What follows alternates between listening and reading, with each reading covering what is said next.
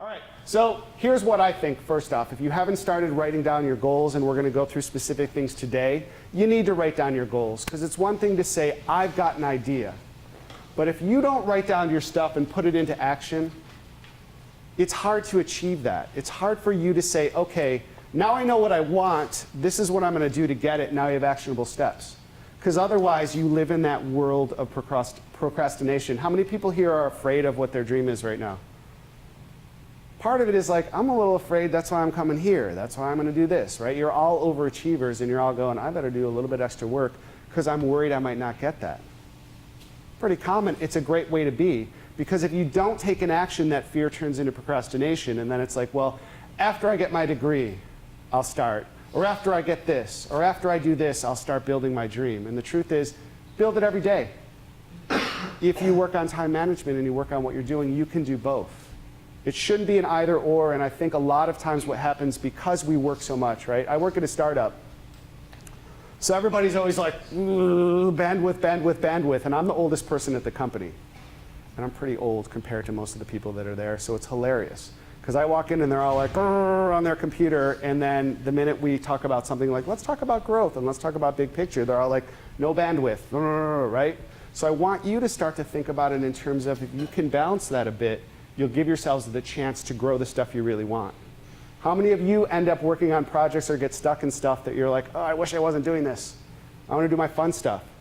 You should be able to do both and prioritize. So we'll talk a little bit about that today.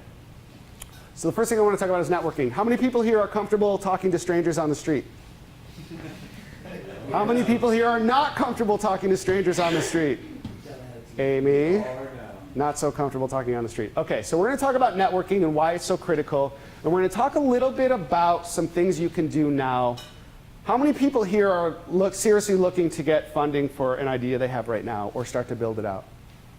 Okay, so we're going to start talking a little bit about that. Then we're also going to start talking about networking for your field. If you're in a specific field of study at school or here or whatever you're doing, you need to build your community. Most people that I know who lend money or build business or start companies, what they're interested in are people who are ready now and are people who have something to add to the conversation. So in networking, two things will happen. One is you'll start to practice that and be like, am I really ready to have these conversations?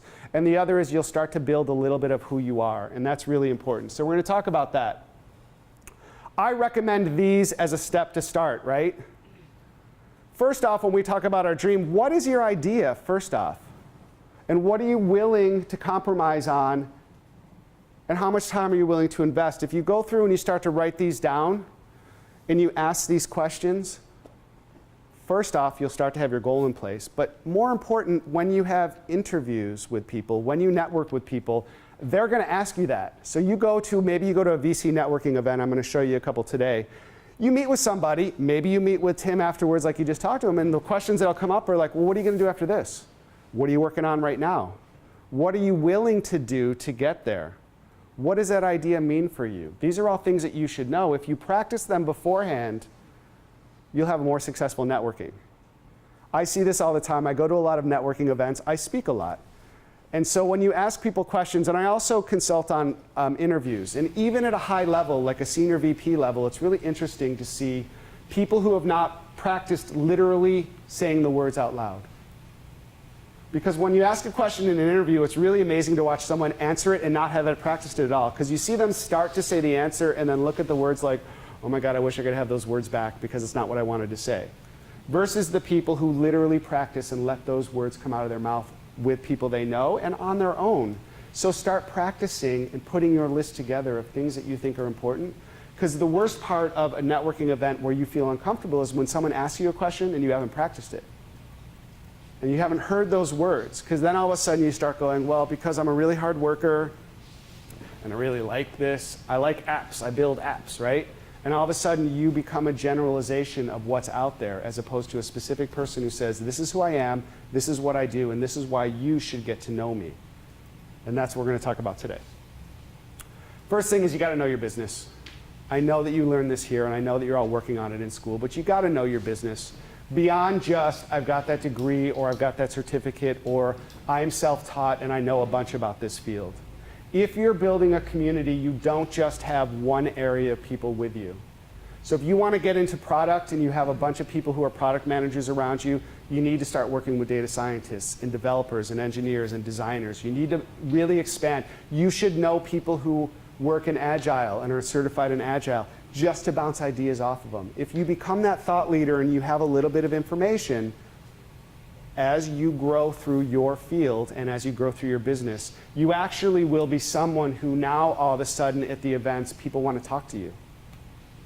How many people here go to networking events regularly? Tell me what that experience is like for you.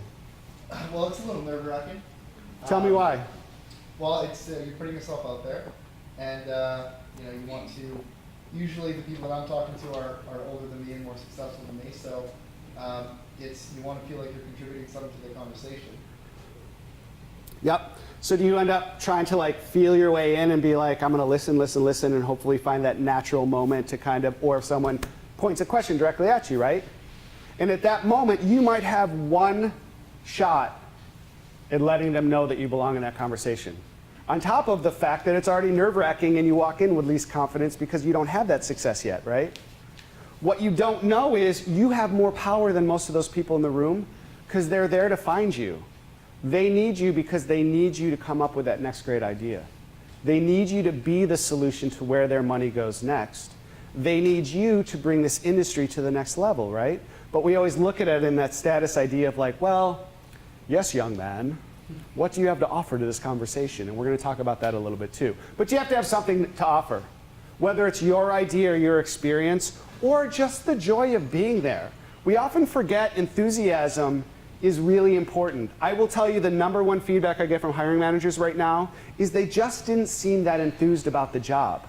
Most of that comes from being nervous and feeling like we have to be super mature when we go into interview. It's not the industry, not in Northern California anyway, right?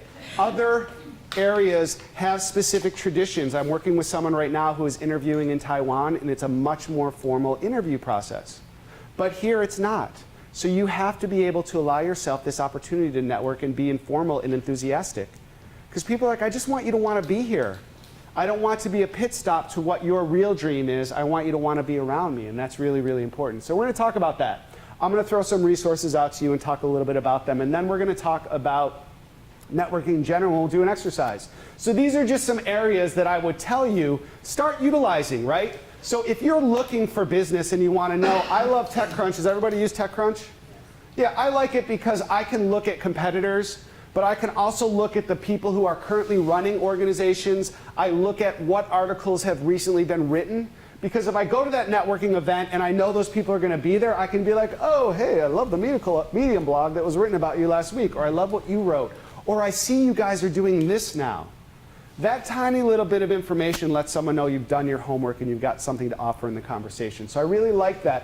These are just some examples of other areas you can start to reach out to. There are many, many of them. There are newsletters that will keep coming and you're like, then we get into this weird like, now I feel like a bad person because I keep deleting newsletters that come my way or weekly information. Choose a couple that you will use regularly. Choose the ones that give you the information you like the most and the ones that are most effective. I put AIGA and AIGA San Francisco on here as an example of organizations. Does anyone know what AIGA is?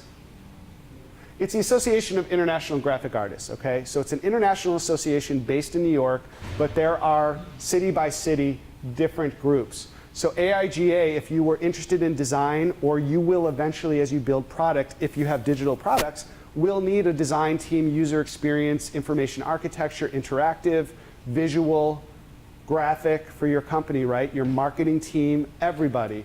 So if you know that, then you know you now have a way to start to meet designers. They have events. They run and host Design Week every year in San Francisco. They do it in other cities as well. So if you do that, now I'm at a hiring event or I'm at a networking event and someone says, oh, you want to be an entrepreneur? And you go, yeah, I'm a member of blah, blah, blah. Or as a member of certain things, it's cheaper to go to a lot of events. You get invited to events. And it shows you're interested in the community.